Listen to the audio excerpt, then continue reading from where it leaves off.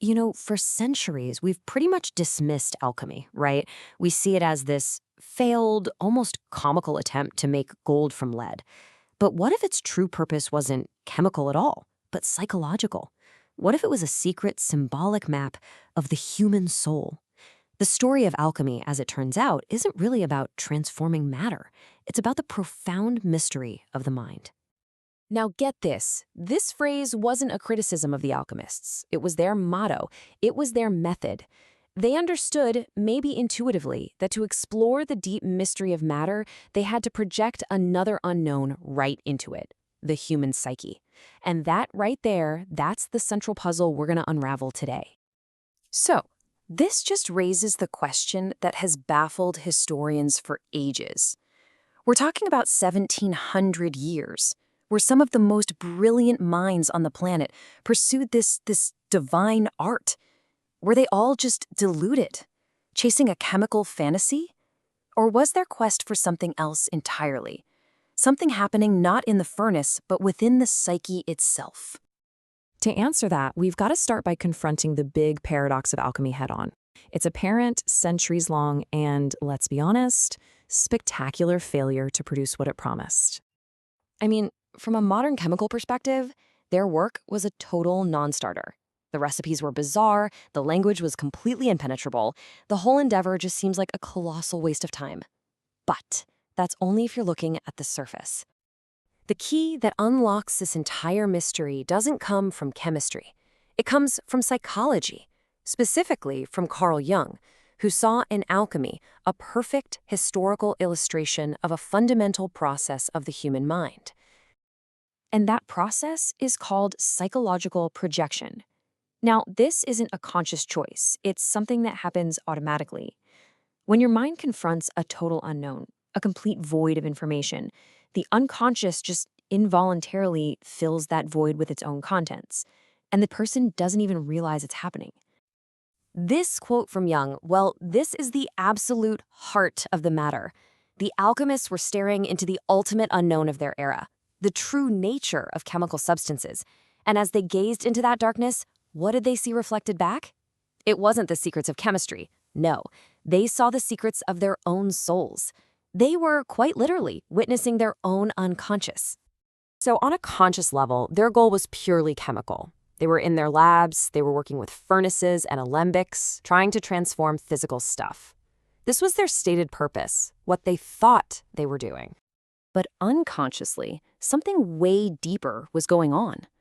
All those strange visions they recorded, green lions devouring the sun, kings drowning and being reborn, those were not chemical events. They were spontaneous, powerful, symbolic expressions of a profound psychological transformation happening deep within them. So what this means is that the entire alchemical process, what they called the opus or the great work, it wasn't random at all. It actually had a distinct structure that precisely mapped this inner psychological journey. The work unfolded in these really clear stages. First was the negrito, the blackening. This was a descent into the unconscious to confront your own shadow, a kind of dark night of the soul. Then came the albedo, the whitening, which represented purification and the dawn of a new consciousness. And finally, the rubedo, the reddening, symbolized the final integration of the conscious and unconscious into a whole new personality. And this is crucial. The alchemists themselves made a huge distinction between two kinds of gold.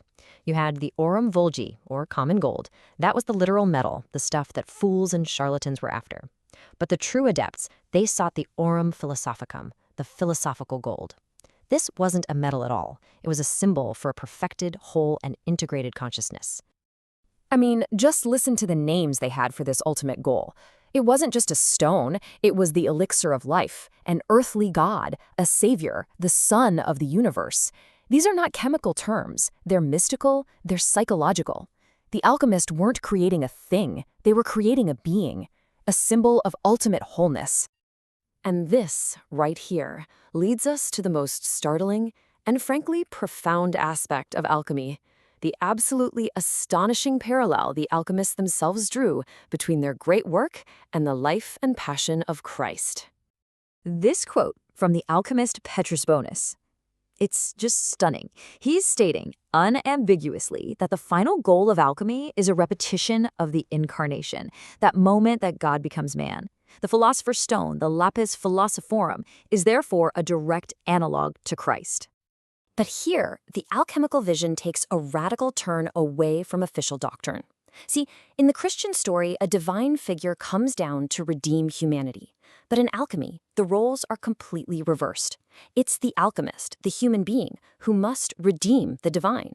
Their life's work was to free the world's soul, the anima mundi, which they believed was trapped and suffering in the darkness of matter.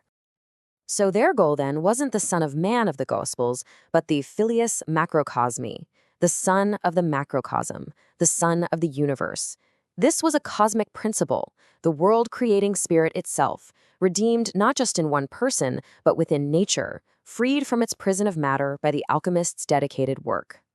So, after all that, what is the enduring secret of this strange ancient practice? Well, we can find the answer by connecting all these wild symbolic ideas to our modern understanding of the psyche. At the end of the day, the ultimate takeaway is this.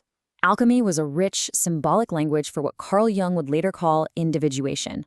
And that is the lifelong, often difficult psychological journey of integrating the conscious and the unconscious parts of yourself in the quest to become a whole person.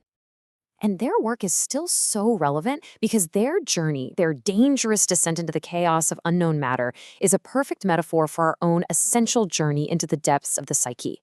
To become whole, we too have to face our inner chaos. We have to dissolve the old self and integrate the shadow to create something new and more complete. Which leaves us with one final and, I think, pretty powerful question. The alchemists, completely unaware, projected their entire inner world into the darkness of matter. So, in our modern world, with its own vast technological and social unknowns, we really have to ask ourselves, where are we projecting ours?